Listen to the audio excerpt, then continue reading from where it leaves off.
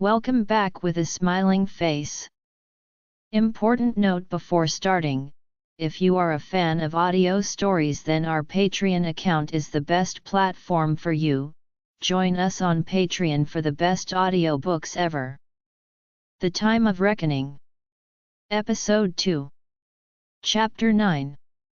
Gwen arrived for training after breakfast, and Margaret was supposed to show up at any moment. Simon and I were in the hall when Gwen popped in, cell phone in hand. "Is Tori with you guys?" she asked. "I think she's still in bed," I said. "She didn't want breakfast." "I'll go get." "That's okay. I just got a call from work. Someone called in sick and they need me to mind the gallery. Tell Tori I'll be back around 4. She started to leave, then stopped, and turned to Simon. "Yesterday, when Andrew said I was a witch, you looked surprised. You couldn't tell?" No. Cool. Guess that part of the modification worked. Hey. She smiled and waved us into the parlor, then she plunked into an oversized armchair, kicked off her shoes, and tucked her stockinged feet under her, obviously in no hurry to get to work. "I can tell you're a sorcerer just by looking at you. It's a hereditary trait. Sorcerers can recognize witches and vice versa. Andrew said they wanted to get rid of that when they tweaked your genes." "Why?" "Political correctness run amok. They say witches and sorcerers developed the trait as a defense mechanism." She grinned. "Know thy enemy." "Enemy?" I said. She looked at Simon. "What have you heard about witches?" Not much." "Oh, don't be polite. You've heard we're inferior spellcasters, right? We hear the same about sorcerers. It's a silly rivalry, rooted back in the Inquisition. Both races are good spellcasters, with their own specialties. Anyway, Andrew says the Edison group got the idea that if they could do away with that internal radar, we'd all just get along." She rolled her blue eyes. "Personally, I think they made a big mistake. That recognition serves a perfectly good evolutionary purpose to prevent accidentally interbreeding between witches and sorcerers," I said. "Right. It's a volatile mix," and she stopped short, cheeks coloring. "Enough of my blathering. Work calls, however much I might like to avoid the summons." She started to stand, then stopped. "You guys like pizza?" "Sure." She asked us what we wanted. "I'll bring dessert, too." She looked at Simon. "Can you eat dessert?" "I can have a little of whatever you get." "Good." She lowered her voice. "Anything I can get you guys, just let me know. This isn't exactly a teen-friendly house, and you must be going nuts, worrying about your dad, Simon, and your aunt, Chloe." I'm really hoping another glance, another notch lower on the voice volume. "They'll come around. Andrew will push them in the right direction and I'll do what I can to help." We thanked her. She asked us what magazines we read, so she could grab some. Then Andrew called for Simon. It was time for his lesson. He told Gwen he'd love some comics, whatever she could find, and he took off. I asked for a copy of Entertainment Weekly, which I figured would be easy to find.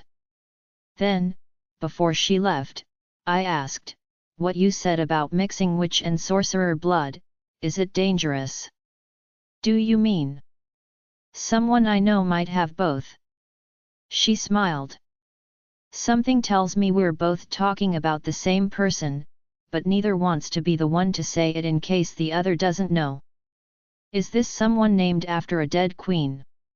I nodded, and Gwen breathed an exaggerated sigh of relief.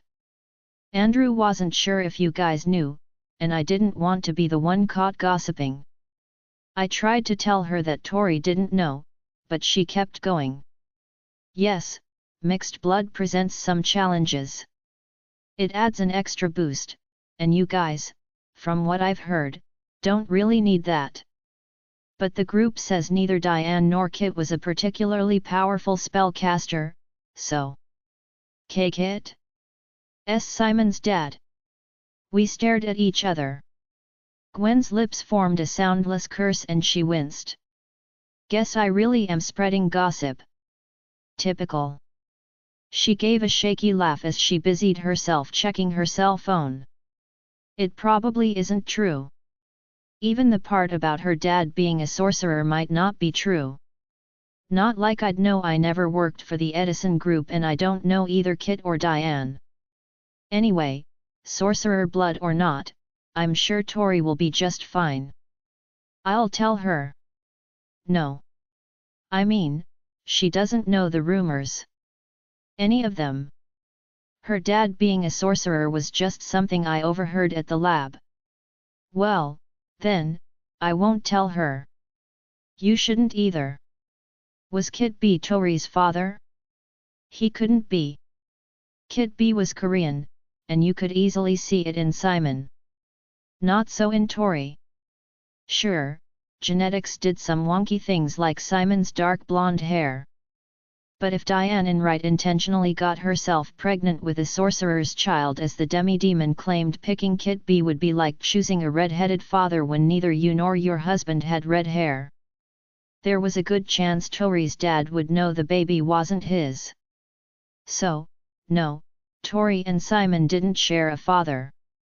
But if everyone else believed they did, Tori and Simon might hear the rumor, and that was a complication no one needed.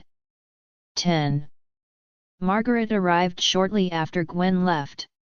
When Tori came down and heard Margaret was taking me out for my lesson, she decided to join us. Tori might be good at hiding it, but I knew she was just as anxious and restless as we were. The last thing she needed was to spend the morning in our room. Derek and Simon sure wouldn't invite her to do anything with them. When Margaret hesitated, I said I'd be more relaxed with Tori along. Complete crap, but I can't help it. Derek isn't the only one to suffer from overwhelming instincts. I have the unshakable urge to be helpful, which I usually end up regretting. I only hoped I wouldn't this time. Before we left, Andrew gave Margaret a bunch of tips about touring with a $500,000 runaway. It was clear he didn't want us to go out at all, but Margaret insisted. I was a long way from Buffalo, she said, and with my black hair, I didn't look like the girl in the poster. Besides, what kidnap victim would be driving around with a woman who could pass for her grandmother? So we left. Margaret's car was some fancy European model, like the kind my dad always leased, which made me think about him. Dad and I had never been real close. I was Mom's baby, and after she died, well again, it was that instinct thing. Some people have the instinct to be parents and some don't, and Dad didn't, though he tried his best. He traveled a lot, which didn't help. He did care about me, though. More than I realized. After my breakdown he flew from Berlin to stay at my bedside until I went to Lyle House. He only went back when he had to, and he thought I was safe in Aunt Lauren's care. So this necromancer stuff, Tori said from the back seat. Chloe doesn't know a lot about it. She motioned for me to start asking questions. I'd fantasized about meeting another necromancer, and here I had one and hadn't asked a single thing. Worrying about Dad wasn't going to help me any. I started by asking Margaret about the ghostly reenactments I'd seen. Residuals, she called them, but she didn't tell me anything else I hadn't already figured out. They were leftover energy from a traumatic event that played over and over again, like a film loop. Harmless images, not ghosts. As for how to block them, you won't need to worry about that for a few years. Concentrate on ghosts for now. Deal with residuals when you're old enough to see them. But I am seeing them. She shook her head. I suspect what you're seeing is a ghost reverting to his death form, how he appeared at the moment of his death. Ghosts can do that, unfortunately, and some like to do so to intimidate necromancers. I don't think that's what this was. I told her about residuals. I'd seen a man jumping into a saw in a factory and a girl being murdered at a truck stop. My God, Tori said. That's, when I glanced at her, she'd gone pale. You saw that? I've heard you like movies, Chloe, Margaret cut in. I suspect you have a very good imagination. Okay, so can you tell me how to block them when I do start seeing them? I must have let a little sarcasm sneak into my tone, because Margaret looked over sharply. I fixed her with my best wide blue eyes look and said, it helps if I know what's coming. So I'll feel ready to handle it. She nodded. That's a good attitude to take, Chloe. All right then. I'll let you in on the trade secret.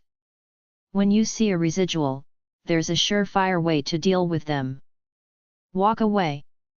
Can I block them? No, but you don't need to. Simply walk away. They aren't ghosts, so they can't follow. I could have figured that out by myself.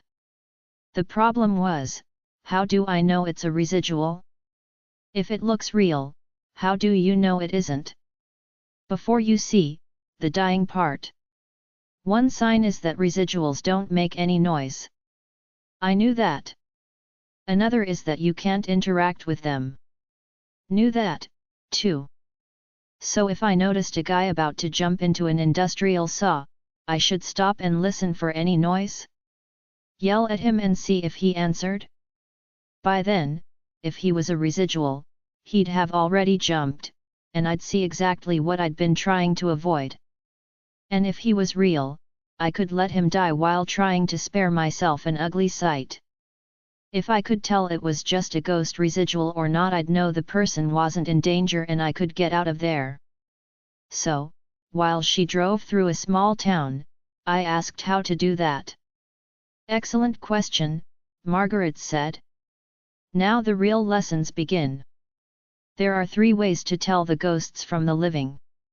First, clothing. For instance, if a man is wearing a hat and suspenders, he's a ghost, likely from the 1950s. I've seen guys wearing hats and suspenders, Tori said. Young guys, too. It's retro. A Civil War uniform, then. If he's wearing that, he's a ghost. No kidding. Second, as you may have noticed, ghosts can pass through solid objects. So if he walks through a door or a chair, you can be sure it's a ghost. Even someone who wasn't a necromancer could figure that out. Margaret turned the car onto a road leading out of town. And the third, any ideas, Chloe? If they don't make noise when they walk. Excellent. Yes. Those are the 3 ways to tell ghosts from the living. Great.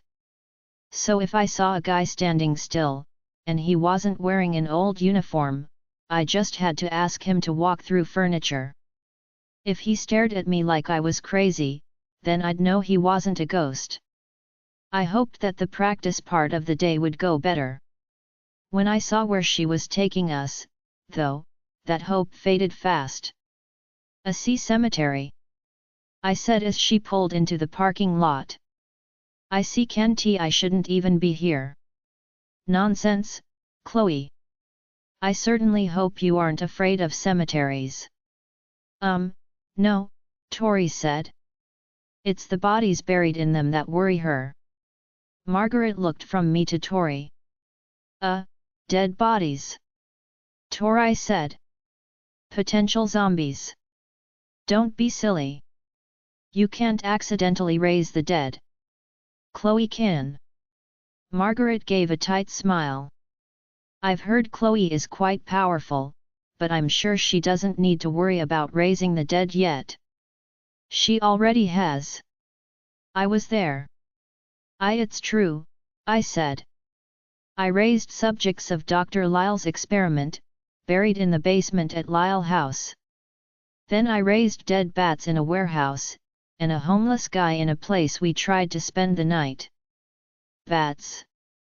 Tori said, nose wrinkling. You were asleep. I didn't want to wake you up. And I thank you for that, she said. She turned to Margaret. I was there for the homeless guy. I saw him crawling across Chloe. I don't doubt you did, but I'm afraid you girls have been the victims of a cruel trick.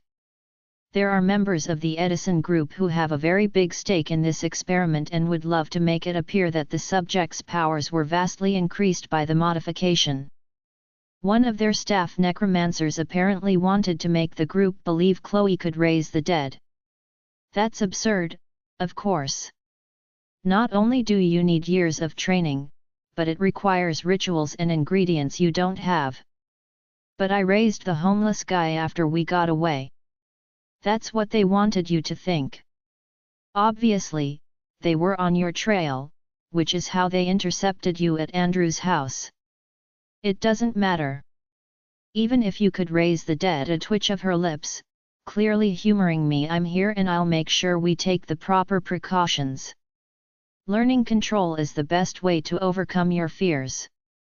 When I tried to protest again, Tori asked if we could have a minute. We got out of the car and she led me to a spot under a maple tree. My stomach clenched every time I caught a glimpse of the gravestones, imagining accidentally slamming ghosts back into the corpses buried under them. I only had to glance at the cemetery walls and I could see Derek's scowl, hear him snap, "Don't even think about training in there, Chloe." She's jealous, you know, Tori said. What? You can raise the dead. If she admits that, then she has to admit you're a better necromancer than she is. I don't think being able to raise the dead makes anyone better. In their world it does, because it means you're more powerful. Everyone wants to be more powerful. She looked around the cemetery, her gaze going distant. It doesn't matter if it's good power or bad. I lived with my mom long enough to see that. Margaret might not want to raise the dead, but she wants to be able to, and she doesn't want some kid to be better at it than she is. So she's telling herself you can't. Okay, but I'd rather not prove her wrong. Tori's lips pursed. Actually. I'm not returning any poor ghost to its rotting. Only temporarily.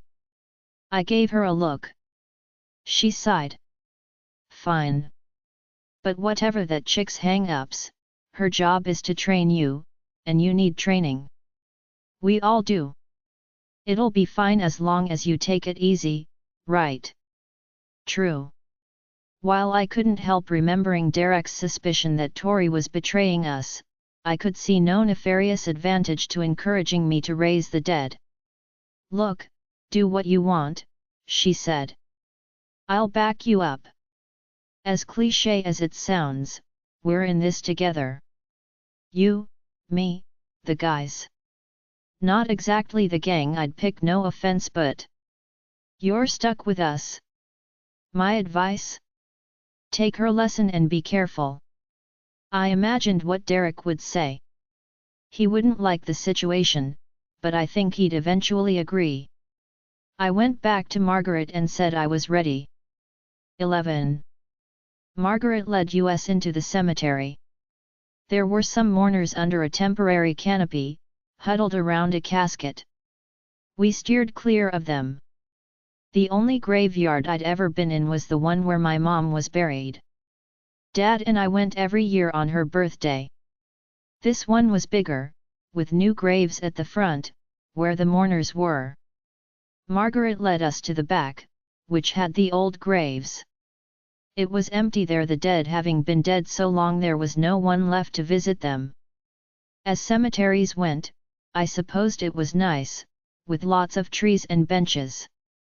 Take away the headstones and it would make a decent park, especially with the sun warming up the cold April morning. I tried to focus on the sun and the scenery, not on what lay under my feet.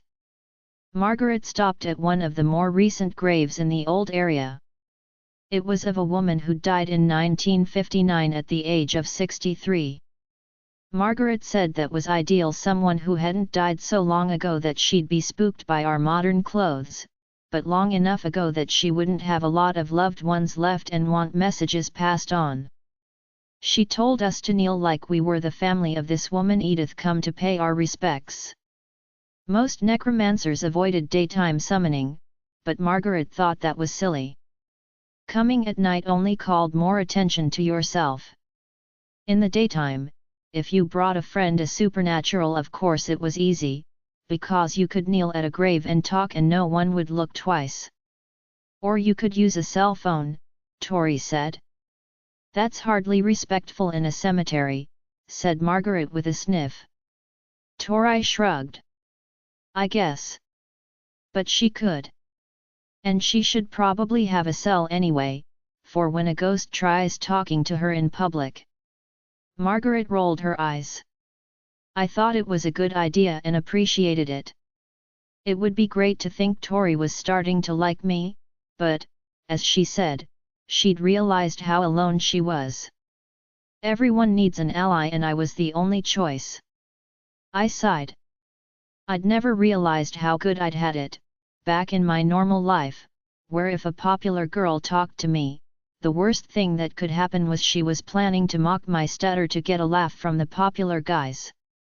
Margaret opened her briefcase and took out baggies of herbs, a piece of chalk, matches, and a little saucer.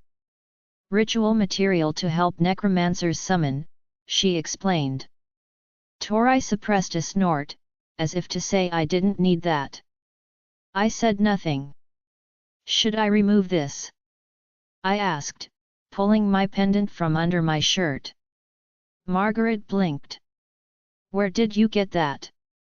My mother, when I was little. I was seeing ghosts, and she told me this would keep them away. So it's for real. Real, yes, real superstitious nonsense. I haven't seen one since I was about your age. Necromancers don't use them anymore, but they were once quite the hot fashion item for our kind. It's supposed to reduce a necromancer's glow. Glow? Tori said. That's what ghosts see that marks us as necromancers, right? I said. Margaret nodded. And if this necklace makes it dim, I said, then the necromancer won't attract ghosts. Well, then Margaret's right, Tori said. It's definitely not working. But that's not the same one you were wearing at Lyle House. That was red and on a chain. It was red. I fingered the blue stone. The chain broke. But if it is real, then changing color could mean it lost its power. Margaret stared at the pendant. It changed color. I nodded. Does that mean something? They say. She shook it off. Superstitious nonsense. Our world is full of it, I'm afraid. Now let's get started. The first thing I need you to do, Chloe, is read the woman's name, and keep that in your mind. Then, aloud, you'll repeat what we call an entreaty. Say the spirit's name and respectfully ask her to speak to you. Try that. Edith Parsons, I'd like to speak to you, please. That's it. Next we light the... As Margaret explained, a plump woman in a blue dress appeared behind the gravestone, her wrinkled face frowning as her bright blue eyes peered around. When those eyes swung my way, the frown vanished in a wide smile. Hello, I said. Margaret's gaze followed mine and she jumped. Tori snickered. Guess Chloe doesn't need that stuff after all. Margaret greeted the woman, who glanced her way, but her gaze and smile swung back to me. Aren't you a sweet little thing, she said. How old are you, doll? 15. And you can see ghosts. I can tell by the glow. I've never met one of you, but I've heard the others tell of such things. They call you a, she struggled for the word. Necromancer, I said. Her face screwed up, like she'd bit a lemon. In my day, they called people who talked to ghosts spiritualists or mediums. Much nicer words, don't you think? I agreed. She looked from me to Margaret and laughed. All these years of not believing folks when they talked about you people, and here I meet two in one day. She reached out and tapped the air around me, my glow, I guess. So pretty, she murmured. It draws the eye, yours is so bright, dear. Much brighter than hers. I suppose that's because you're younger. I'd heard that the stronger the glow, the stronger the necromancer, and it must be true, because Margaret's lips tightened. See, can I try something? I asked. Of course, doll. No need to be shy. This is a special day for me. She lowered her voice. It can get a bit dull on the other side. This will be a lovely story to tell my friends. I'm going to take off my necklace, and I'd like to know if it changes my glow. Good idea, Tori murmured. Margaret harumphed, like it was a waste of time, but didn't stop me. I lifted the ribbon over my head and handed it to Tori. The old woman gasped. Oh my! I turned to see her staring, eyes like saucers. Then there was a shimmer to my left, and one to my right. Margaret let out an oath. She lunged over, snatching the necklace from Tori and pressing it into my hand. The air continued to shimmer, shapes taking form as I yanked the necklace back on. Edith vanished and in her place appeared a young woman in a pioneer outfit. She knelt in front of me, sobbing. Oh, praise God! Praise God! I have been waiting so long. Please, help me, child. I need. A young man in a ripped and filthy denim jacket grabbed her by the shoulder and yanked her back. Listen, kid, I've been stuck here since. A heavy-set man gave the young guy a shove, sending him flying. Have some respect for your elders, punk. Thanks. I looked past him to the pioneer woman, cringing and sobbing. How can I? I was talking about me, the man said. I was here first. No, you weren't. I'll get to you. I tried leaning around the man. You want me to take a number? Fine. He grabbed the pioneer woman and threw her. She disappeared. Whoops. Guess she left. My turn. I leaped to my feet. Don't you? Don't I what? He lunged forward. His face went purple, swelling to twice its size, eyes bugging out, black tongue lolling. I reeled back. The guy in the dirty jacket jumped behind me. I spun out of his way. Sorry, kid. He smiled, showing rows of rotting teeth. Didn't mean to spook you. Spook you. Get it? He laughed. I backed away, but he closed the gap between us. Got a problem you can help with, kid? See, I'm stuck here in limbo, on account of a few things I didn't do. Bum rap, you know? So I'm trapped here, and I need you to do something for me. And me, a voice behind me shouted. And me. Me. Me.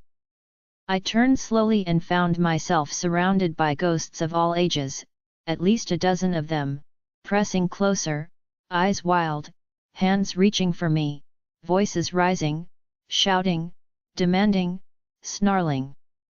The heavy-set guy who'd flashed his death mask planted himself in front of me. Don't just stand there, brat. This is your job.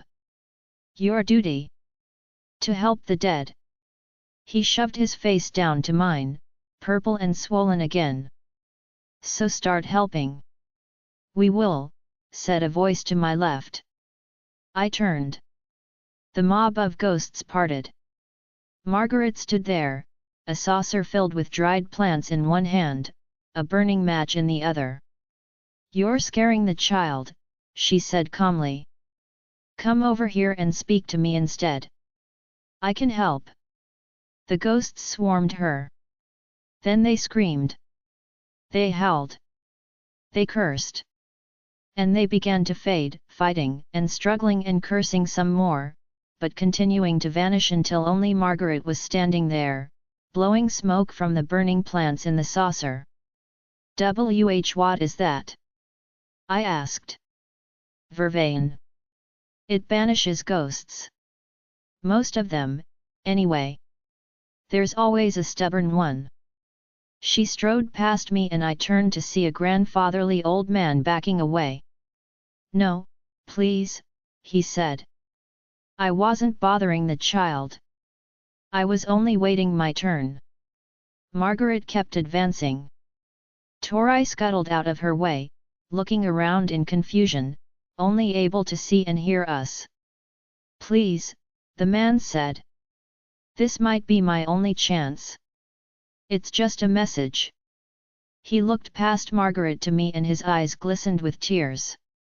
Please, dear. Just one moment of your time. A creepy, queasy feeling snaked through me. This felt so wrong, a grown man begging me for a favor. Hold on, I said to Margaret. Can I hear what he wants to say? Please? He wasn't one of the ones scaring me. Margaret hesitated, then waved for the man to continue quickly. He took a moment to compose himself, then said, I died 2 years ago. I fell asleep in my car and it went off a cliff.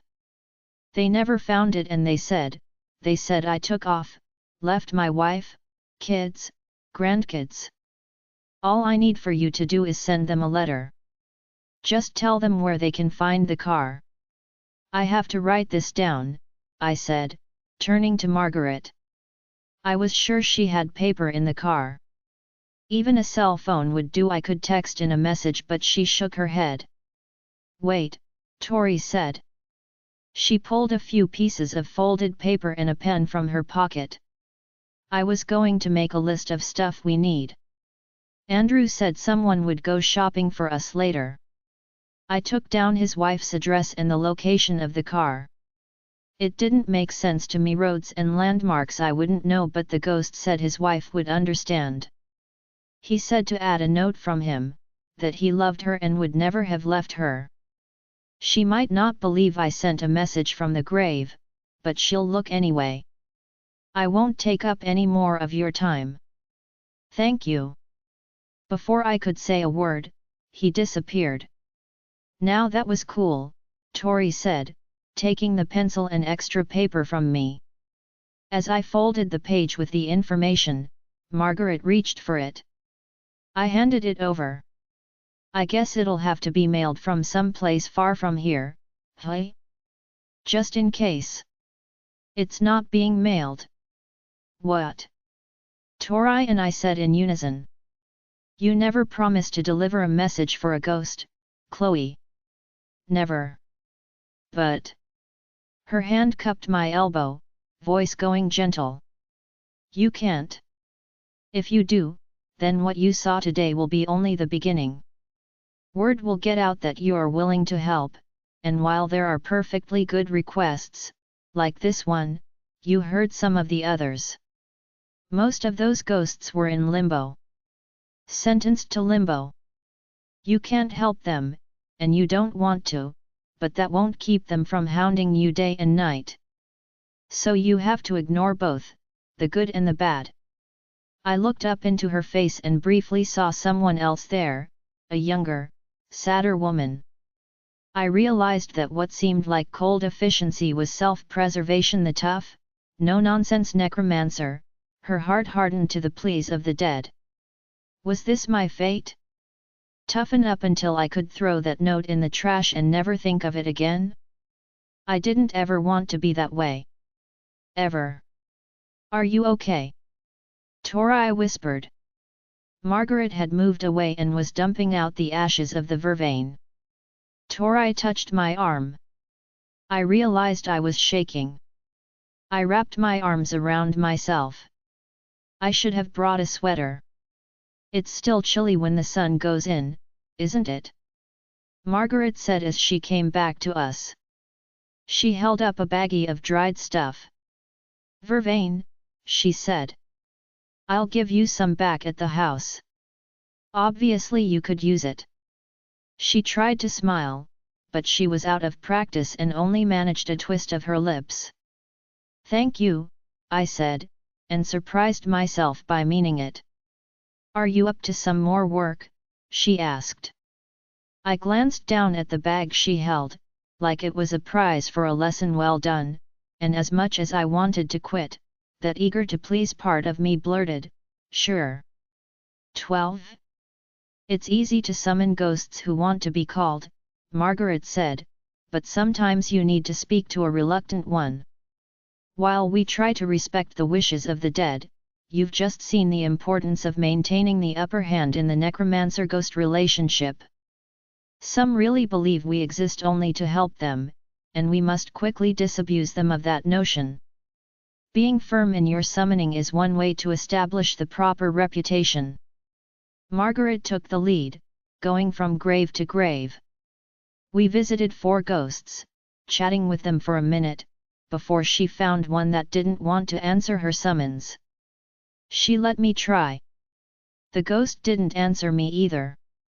Do you know how to increase the power of the summons?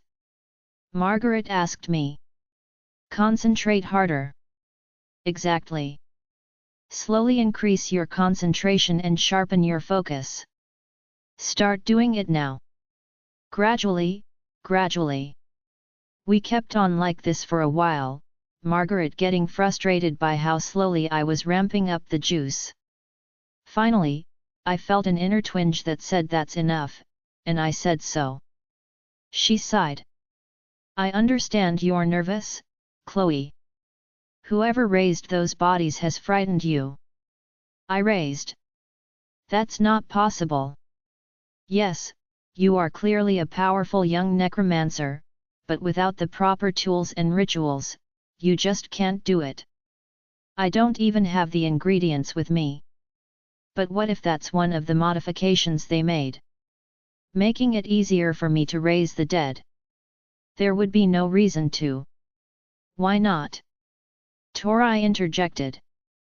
Raising the dead must have some use. Armies of the dead, I thought, and tried not to remember the old pictures I'd seen, crazy necromancers raising undead hordes. All right, Margaret said. You girls are worried because you don't know what's been done to you. But the only way to overcome that fear is to understand the extent of your powers and learn control. I'm not asking you to give it everything you have, Chloe. Just a little more. I did, and caught the first shimmer of an appearing spirit. Wonderful. Now, just a little more. Pace yourself. That's it. Slowly, but firmly. That inner alarm clanged louder now. No more, I said. It doesn't feel right. But you're making progress. Maybe, but I'm not comfortable with going further. If she doesn't want to, Tori began. Victoria. Margaret held out the keys. Please go sit in the car. Tori stood. Come on, Chloe. I got to my feet. Margaret's fingers wrapped around my leg. You can't walk away and leave a spirit like this. Look at him. The air shimmered. An arm poked through. A face began to take form, then faded before I could make out any features. He's caught between limbo and the world of the living, Margaret said. You need to finish pulling him through. Why don't you? Tori said. Because this is Chloe's lesson. Tori started to argue again, but I silenced her with a shake of my head. Margaret was right. I had to learn to fix this problem. I wouldn't be responsible for trapping a ghost between dimensions. I'll push him back, I said. Banish? That doesn't work on trapped spirits. I shook my head. I mean push him. Like summoning, only in reverse. I've done it before. The look she gave me reminded me of when I was 7 and I'd proudly informed our housekeeper that I'd donated half my clothing to a charity drive at school.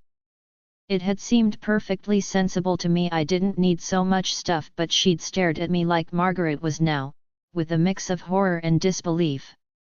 You never, ever push a ghost back, Chloe. I've heard it's possible, but she swallowed, like she was at a loss for words. I think it's a bad thing, Tori whispered. It's a terrible, cruel thing. You have no idea where you're pushing them. They could be lost in some, she shook her head. I don't mean to alarm you, but you can never take that risk again. Do you understand? I nodded. So I keep tugging this one. That's right. I knelt and kept at it until sweat trickled into my eyes. I went past the mental alarms and finally the ghost began to materialize. That's it, Chloe. You're almost there. Give him one last. Tori yelped. My eyes flew open. She was staring at a nearby oak tree, her eyes wide. Something was moving under the tree, a shapeless mat of blackish-gray fur stretched over bone. Send it back, Tori whispered. Quick! Ignore that and finish summoning this spirit, Margaret said. I turned on her in disbelief. Are you nuts? Tori said. Can you see? Yes, I can, Margaret's voice was eerily calm. Apparently I was mistaken about the extent of Chloe's powers. You think? Tori said. I stared at Margaret. Her face was expressionless. In shock? She had to be. While she didn't seem like the type to freak out, she'd just seen me raise a dead animal without rituals, without ingredients, without even trying. Gaping in horror like Tori would be a perfectly reasonable response. But she only watched the thing, creeping toward us, pulling its mangled body along. Its head lifted, as if it could sense me watching.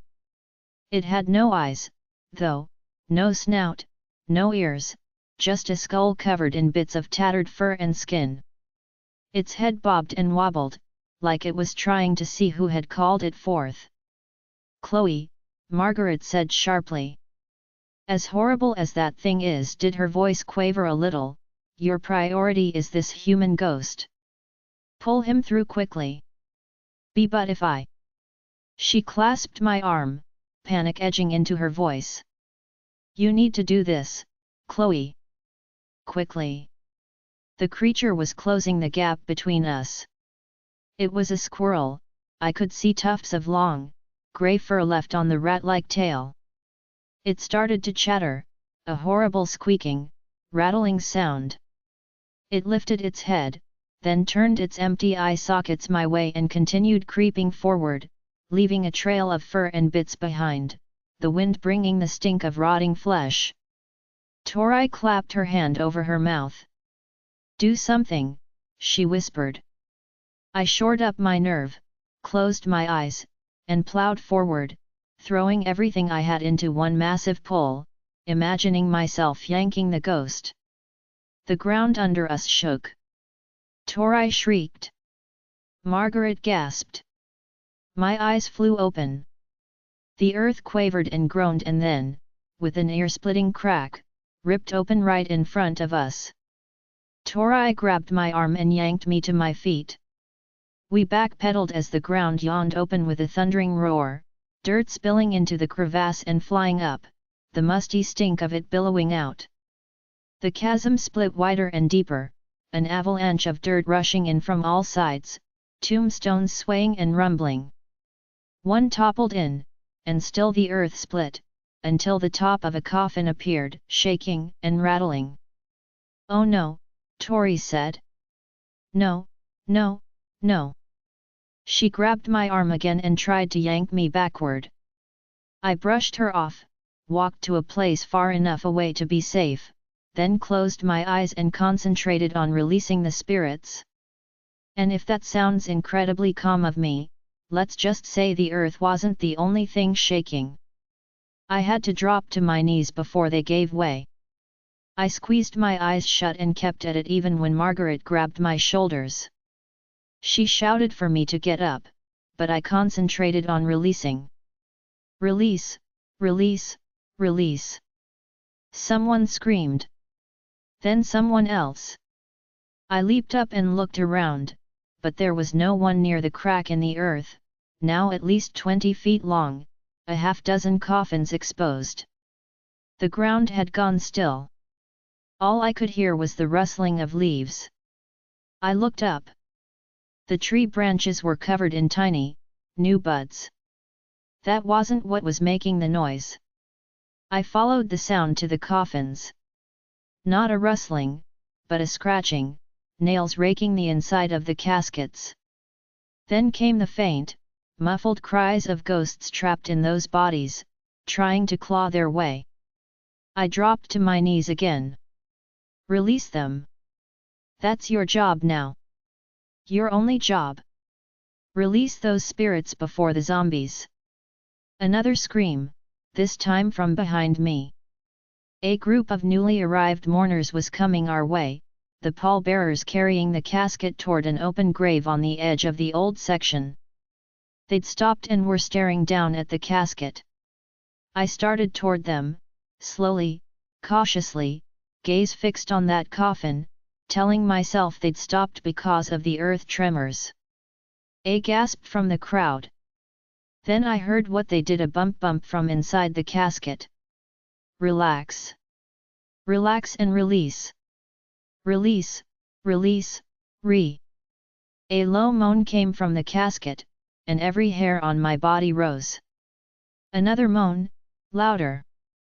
Muffled. Then a strangled cry from within. 2 of the pallbearers dropped their handles. Their end of the coffin tipped and the other 4, startled, let go. The casket plummeted, hitting a gravestone as it fell, lid popping open with a crack. The knot of mourners blocked my view, everyone grabbing the person nearest them, some for support and others to push them out of the way as they ran. When the throng cleared, I saw an arm on the ground, the rest of the body still hidden behind the gravestone. It just lay there, hand palm downward, arm encased in a suit sleeve. Then the fingers moved, curling claw-like, gripping the ground as the corpse pulled himself forward, turning my way, toward the one who'd summoned him and the one who'll send him back. Now.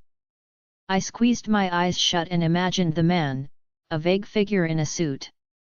I imagined setting his soul free, sending up an apology with it, releasing him. "Good," Tori whispered beside me. "It's stopped moving." No, wait. Keep going. Keep okay, it stopped." A pause. Still stopped. Her voice was breathless with relief. "You did it." Maybe so, but I didn't open my eyes to check. As Tori went to assess the situation, I kept releasing spirits, picturing people in suits, people in dresses, people of all ages, animal spirits, spirits of every kind, and while I did, I listened, not just for the shouts and shrieks of the living, but the thumps and cracks and scratches of the living dead. When I opened my eyes, Tori was coming along a path toward me, keeping back from the edge of the crevasse. People lined both sides now, eyeing it warily, waiting for the earth to move. But it didn't. "The dead are dead again," Tori murmured as she came up beside me. "Everything's quiet." Margaret stood along the chasm with the others. When I called to her, she turned slowly, eyes meeting mine, and in them I saw fear. "No, Not fear. Horror and revulsion. You aren't like her. She sees that now, what you are, what you can do, and it scares her. Scares and disgusts. She waved us back to the car, but didn't move herself, like she couldn't bear to walk with me. Tori muttered. Oh, let's take the necromancer with superpowers to the cemetery. Of course you aren't going to raise the dead, you silly girl. I'd say I showed her, but I really would have rather not. Tori's laugh quavered. We should probably get out of here before anyone starts asking questions. Not too fast, I said. We don't want to look like we're running from the scene. Right. As we walked, we gawked. It would seem weird if we didn't. We gaped at the crevasse. We squinted up at the sky. We pointed at the fallen casket and whispered, all the while walking as fast as we dared, trying to look like we were as shocked and confused as everyone else. Girls, a man called. Hold on. I turned slowly and saw a middle-aged man bearing down on us. I tried to get Margaret's attention, tell her we might have trouble, but she was looking the other way, leaving us to deal with it. 13. Are you girls okay? The man asked. Tori nodded. I think so. What was that? I said. An earthquake. He nodded. Seems so. We haven't had even a tremor in 20 years. A young woman in a long leather coat came up behind him. And we wouldn't have had one now, if it wasn't for the quarry reopening last summer. We can't go pointing fingers until we're sure, the man said. Oh, I'm sure.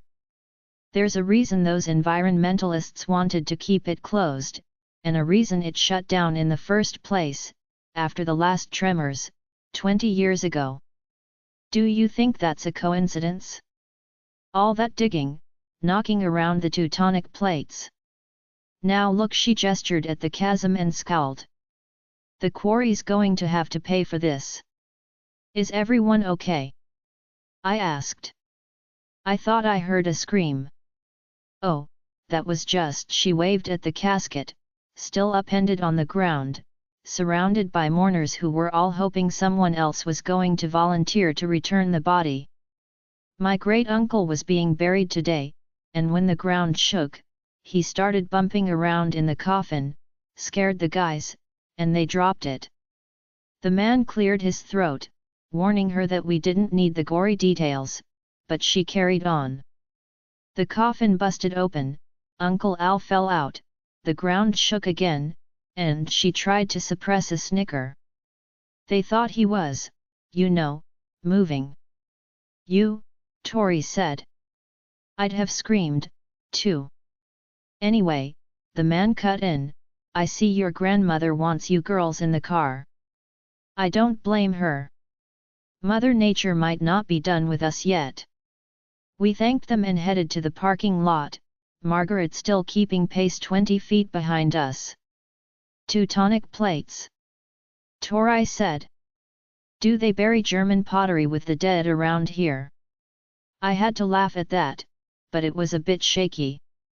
She continued, to cause an earthquake the tectonic plates need a fault line, which are, like, on the other side of the country.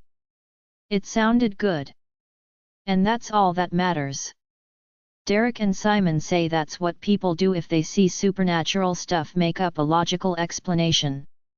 If you didn't know about necromancers and you saw what just happened, what would you think? A freak earthquake? Or someone raising the dead? True. Still, tectonic plates. This time I sat in the back with Tori.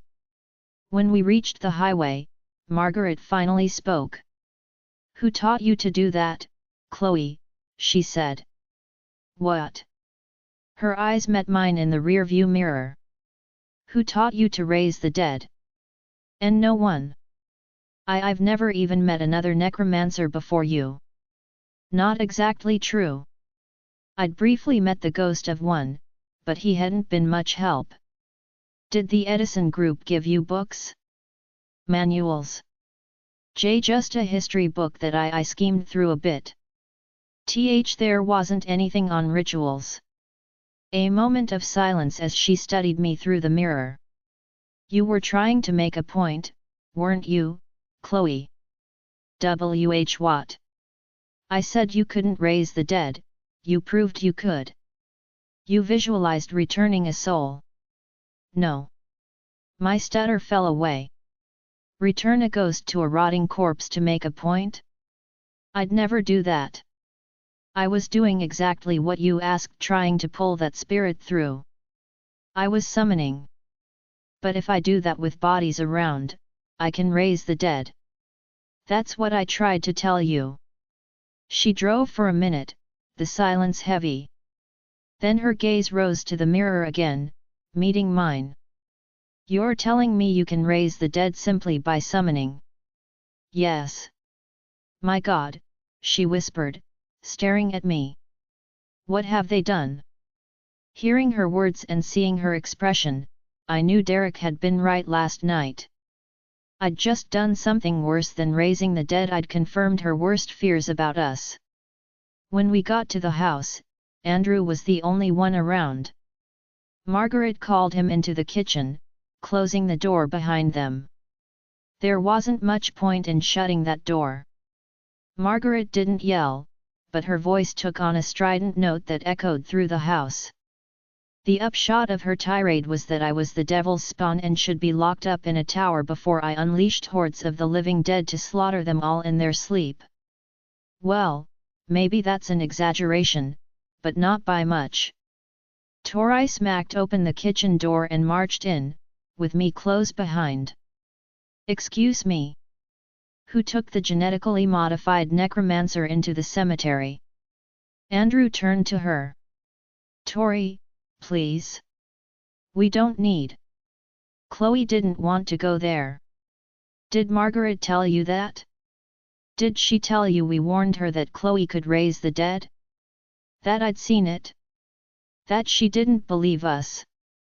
I swore I could see sparks flying from Tori's fingertips as she waved her hands. Did she tell you Chloe asked over and over to stop? That Margaret made her keep going? Even after Chloe raised a dead squirrel, Margaret forced her to keep summoning. I did not force. You told her she'd trapped a ghost between dimensions. All right, Andrew said. Clearly, we need to discuss. Oh, we need to discuss a lot of things, Margaret said. Andrew shooed us out. As soon as we were gone, the fight started up again. Tori and I listened outside the door. We weren't prepared, Margaret said. Not at all. Then we need to get prepared. She split open the ground, Andrew. The very earth opened to free the dead. She took a deep, ragged breath. It was like something out of the old stories my grandfather used to tell. Terrible stories that gave me nightmares about necromancers so powerful they could raise entire cemeteries of the dead. I remembered what the demi-demons said. You called to your friend and the shades of 1,000 dead answered, winging their way back to their rotted shells. 1,000 corpses ready to become 1,000 zombies. A vast army of the dead for you to control. She can raise the dead at 15, Margaret continued. Without training. Without ritual. Without intention. Then she has to learn how to. Do you know what Victoria told Gwen? She's never learned a single spell, but she can cast them. If she sees it, she can do it. No training. No incantations. Naturally, we thought she was telling stories, but now. She sucked in air. We can't handle this. I know they're just children, and what has happened to them is terrible and tragic. But the greater tragedy would be to tell them they can expect to lead normal lives. Lower your voice, Andrew said. Why? So you can keep assuring them everything will be all right? It won't. Those children are going to need to be monitored for their entire lives. It's only going to get worse. Tori tugged me away. She knows what happened was her fault, so she's covering her butt as fast as she can. We don't need to listen to this. She was right. Margaret had screwed up and she'd been scared. She wasn't the kind of person who could easily accept either, so she had to lay the blame elsewhere, make us out to be so bad that she couldn't have been expected to control the situation. And yet, these were our allies. Our only allies. We knew that Margaret and Russell had already been second-guessing Andrew's decision to take us in. Now I'd given them exactly the ammunition they needed. 14. Tori and I were heading for the stairs when I heard the thud of heavy footfalls. I hoped it was Simon. Prayed it was. But I knew it wasn't. I turned to see Derek bearing down on us, scowling. "I'll handle him," Tori said. "I've got it." I raised my voice as he drew near. "We had a problem. I heard." He parked himself 3 feet in front of me, like he was trying not to loom, but it didn't matter. Derek could loom from across a room. "Then you also heard it wasn't her fault," Tori said. He didn't even glance at her, the full weight of that scowl pinning me. "Did you summon in a cemetery?" "Yes, I did." "You knew that was a problem?" "Yes, I did." "She didn't have a choice," Tori said. "She always has a choice. She can say no." "I tried," I said. "You can't try to say no. Either you do or you don't." He lowered his voice, some of the fury evaporating, but the hard edge lingering. "It's not enough to say the word, Chloe. You need to follow through, and that's the part you can't seem to manage." "Whoa," Tori said. "You're out of line." "He has a point," I murmured. "What?" She struggled for a word. "Don't put up with that, Chloe. I don't care how big or how smart he is, he has no right to talk to you that way. You did your best." I'd allowed myself to be pushed into something I'd known was wrong. "What do you think they're talking about in there?" he said. "How to help us control our powers." "We know what they're talking about, Derek. And I know what I did. Exactly what you warned us against last night. I gave everyone who doesn't want to help us a reason not to." He opened his mouth. Closed it. You'd think that I'd get some credit for realizing this before he told me. But he had a point to make, and all I'd done was throw up a temporary obstacle, one that barely checked his speed before he barreled right through it. "The word is no, Chloe. No, I will not do that. No, I don't think it's safe. And if you push me, well, sorry, but I just can't seem to summon right now." What if they asked me how strong I was? Do you think I'd walk in there and pick up the sofa for them? That's not what I was trying. But it's what you did. You gave them a full-out demonstration of just how powerful you are, and now they're going to be wondering if the Edison Group had the right idea, locking us away, even killing us. "Oh, come on," Tori said. "They wouldn't." "Are you sure?" I shook my head. "If you believed that, Derek, you wouldn't still be here. You'd be upstairs with Simon, packing his bag for him." "Yeah? And where would I go?" "The Edison Group tracked us to Andrew's cottage and we still have no idea how they managed it." "And what did they do to us there? Ask us to come along nicely? Fire a few tranquilizer darts?" "No, they shot at us. Bullets.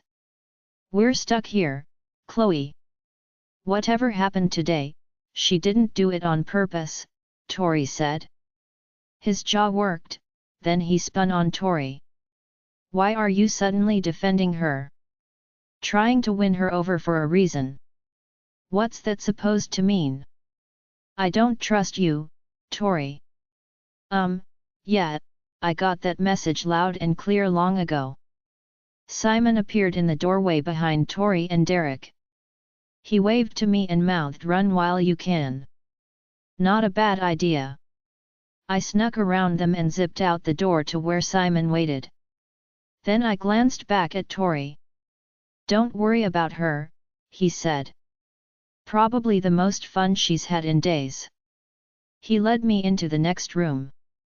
Sadly, I can't say the same for Derek, and as soon as he stops arguing long enough to notice you're gone. "Hey!" Derek called. "Where are you two going?" Simon took my elbow and steered me at a jog through the house as Derek's footsteps pounded behind us. Simon kept going until we were outside. He led me to a garden bench and we sat. I glanced toward the house. "Relax. He won't pull that crap in front of me." He eased back on the bench, arm going around my shoulders, gaze slanting my way, checking to make sure of his welcome. I moved closer and he smiled. "Okay, so what happened with your lesson?" he said. "I know it wasn't good, but I missed the details." I told him, and when I was done, he shook his head. "What was she thinking? Taking you to a cemetery for necromancy lessons?"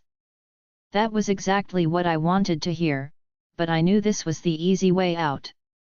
Blame someone else, like Margaret had done. Yes, she'd played her part, but so had I. Derek was right. I should have refused.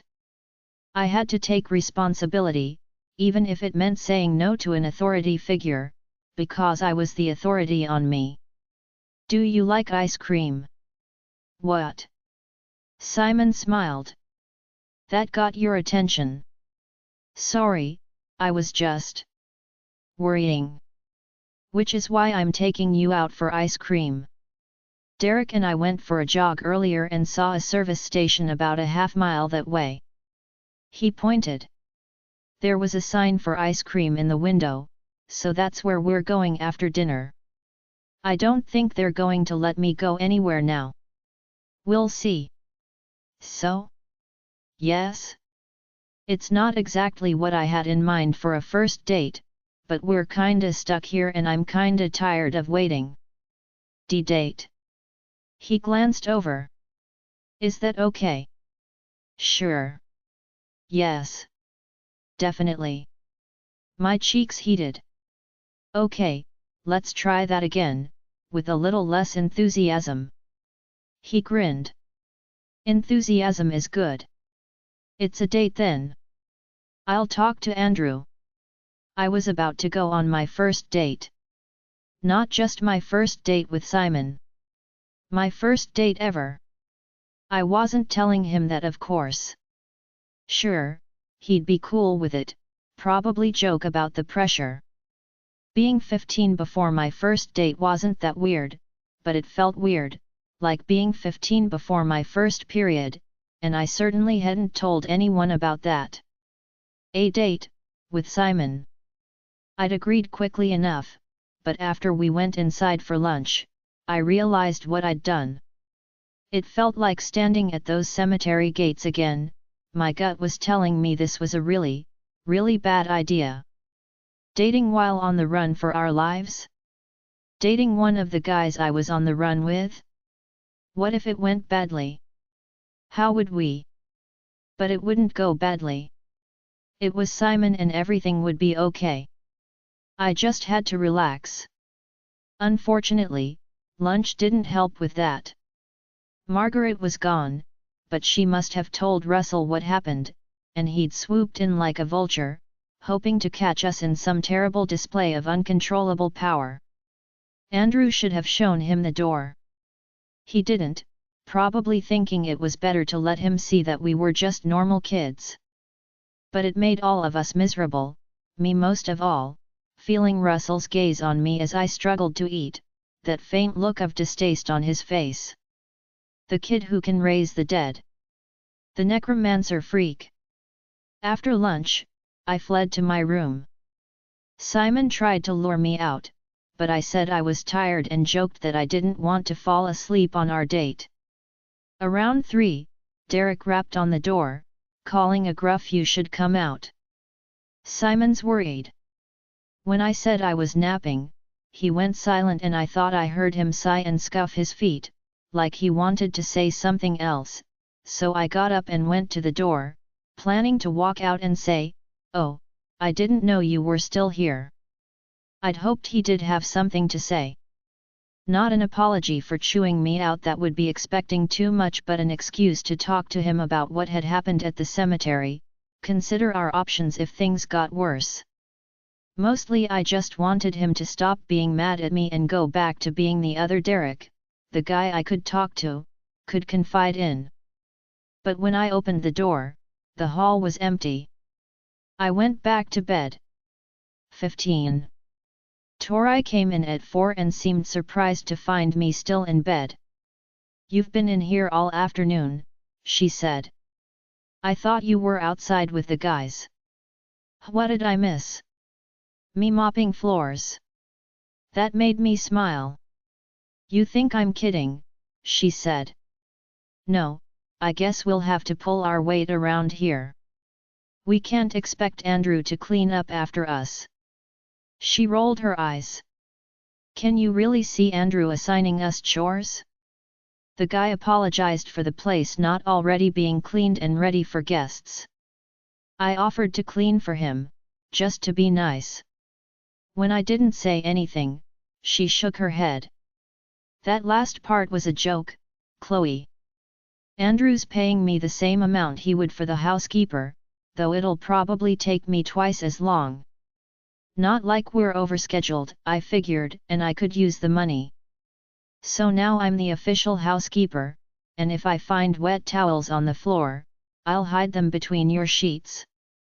2 weeks ago, if someone had told me Tori would willingly clean a house even for money, I'd never have believed it. I couldn't imagine her wielding a mop. But I'd also seen how hard it had been for her when we'd been on the run, not having any cash of her own. While I was sure this wasn't her ideal way to earn it, apparently she'd rather scrub toilets than ask for handouts. That made me realize something. What would happen to Tori when this was over? Did she have relatives she could live with? Was she thinking the same thing? Frantically making money just in case? "Gwen's back," she said. "She's talking to Andrew first. Gotta admit, though, I was looking forward to this lesson a whole lot more before you got yours. You'll be fine. Just don't get mad at her." She smiled, and I could see nervousness there, but excitement, too. She wanted to learn how to use her powers properly. We knew we were a danger and we didn't want to be. Why didn't anyone else see that? Why did they keep treating us like thoughtless, careless kids? "You okay?" she asked. "Sure." She reached into her back pocket and pulled out folded sheets of paper. "This might make you feel better." I opened it. Blank paper, left over from the cemetery, after I'd taken down the ghost's message. "I'm sure there's a pencil around someplace," she said. "A pencil?"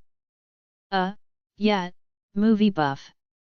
What do they do in films when someone writes a note on a pad of paper and takes the top sheet?" I smiled. "Use a pencil to bring up the impression of what was written. I doubt they'll be taking us to a post office anytime soon, but you can send a letter when we get a chance." "Thanks." She left. When I heard footsteps in the hall a little later, I thought it was Derek coming back, but Tori pushed open the door, walked to her bed, and thudded onto it. "No lessons for me," she said. "What happened?" "Andrew's version? The group has decided to postpone training until they better understand our abilities. In other words, we've totally freaked them all out." She shook her head. "Andrew's a nice guy, but, Too nice, you know. Like me. You're a different kind of nice. I know Andrew's trying to help, but I really wish he had more. She struggled for a word. Backbone. I blurted, then felt my cheeks heat. I don't mean. See, there's your version of too nice. You don't want to hurt anyone's feelings, even behind his back. Backbone is exactly right. She reclined on her bed. Anyway, enough of that. Simon's looking for you, as usual. Go play, Chloe. I'll keep your brooding spot warm. Sure enough, Simon was looking for me. Apparently, the guys had been unable to try getting into the basement that morning. Andrew had insisted on hanging out with them, kicking a ball around outside. Now Andrew was locked up with his laptop in the study, so Derek had slipped into the basement. Simon was keeping watch, which was easier to do unobtrusively if he had someone to hang out with. We were in one of the unused rooms, checking out a wall of photos, when Andrew passed by. He saw us looking at the pictures. They're from the previous owner, he said, coming in. None of us, as you see. Gotta fly under the radar, Simon said. Andrew nodded. Supernaturals always need to be thinking of that, Chloe. All the ways we can accidentally expose ourselves or call attention to ourselves. Even publicly associating with other supernaturals can be a danger. That's not to say you won't have supernaturals as friends. You will, and that helps. But we're always careful. I said I understood. Now these are family photos of the man who owned the house. Todd Banks. The founder of the Genesis Project. Dr. Lyle had the original idea, but he died before genetic modification was a possibility. It was Dr. Banks who took his ideas and began the experiment. He was also the first to sound the alarm about the potential pitfalls.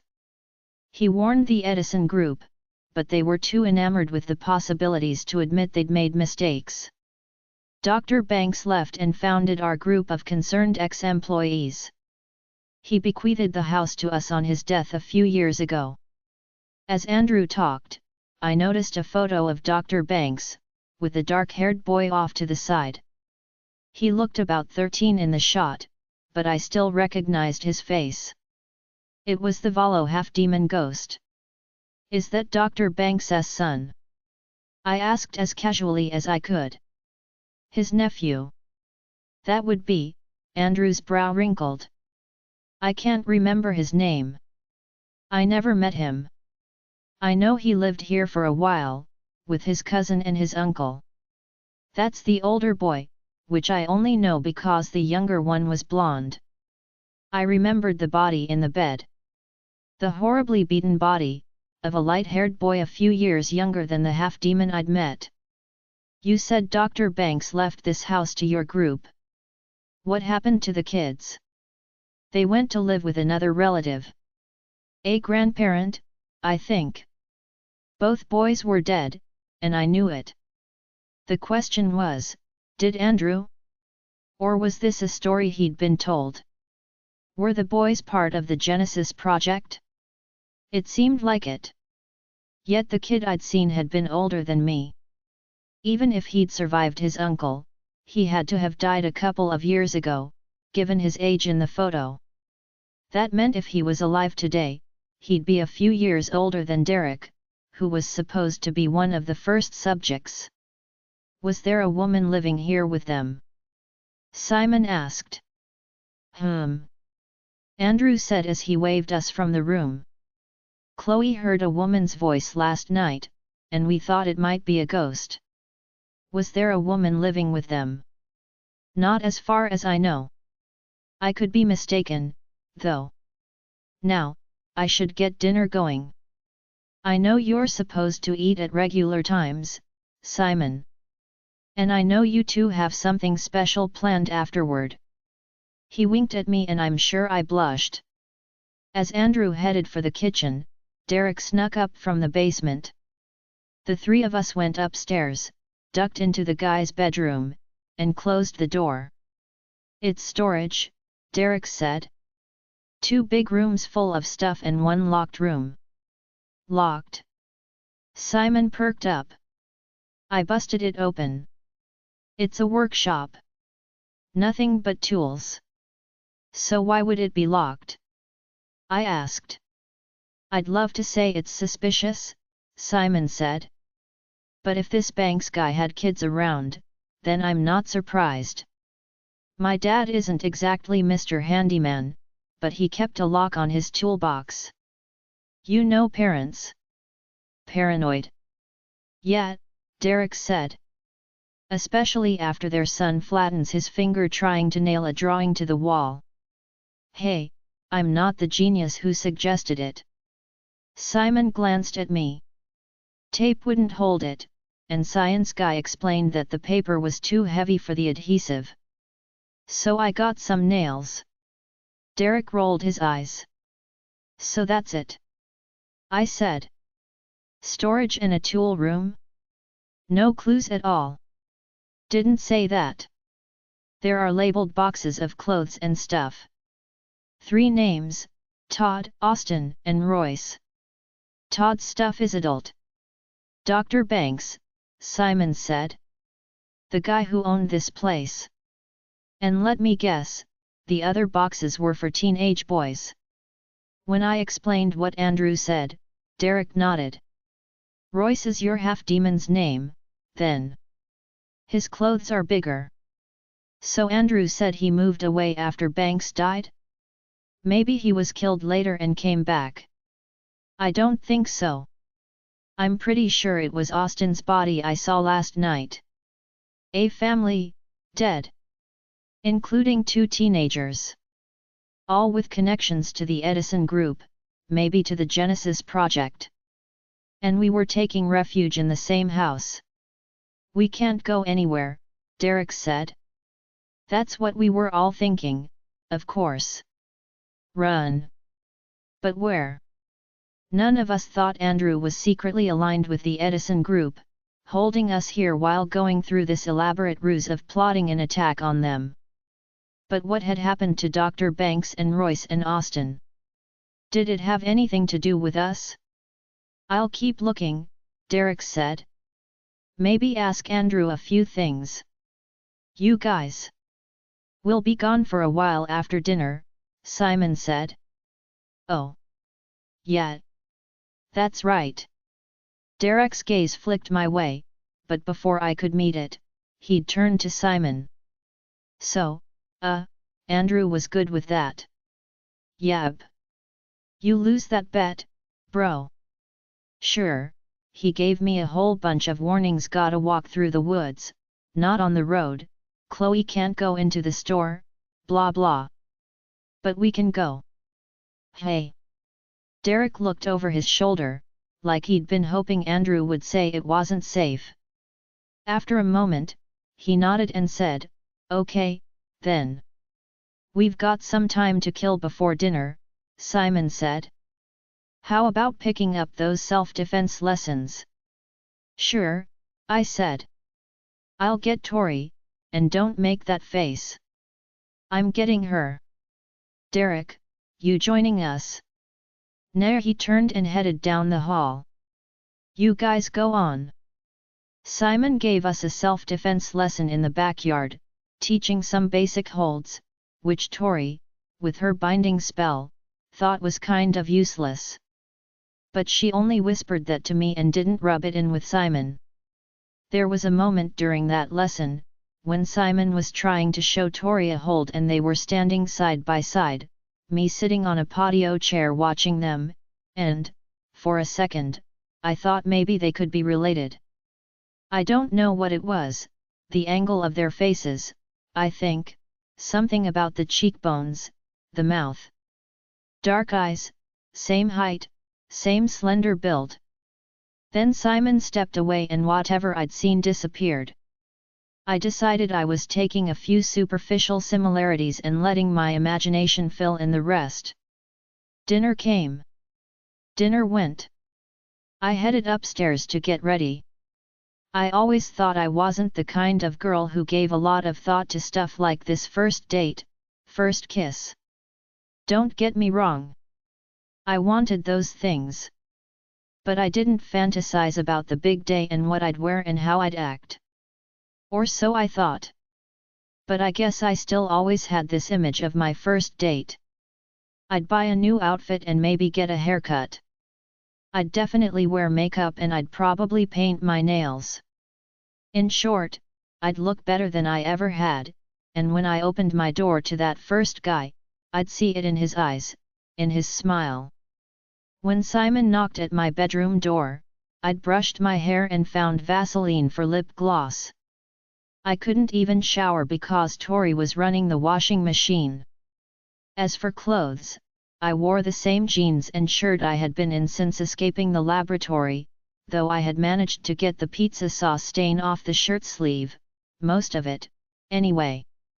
Still, when I did open the door and he smiled at me, it was just like I'd always imagined, and I knew everything was going to be okay. The rest of the audiobook will be continued in the next episode. Join us on Patreon for early access or more great audiobooks. A link is provided in the video description.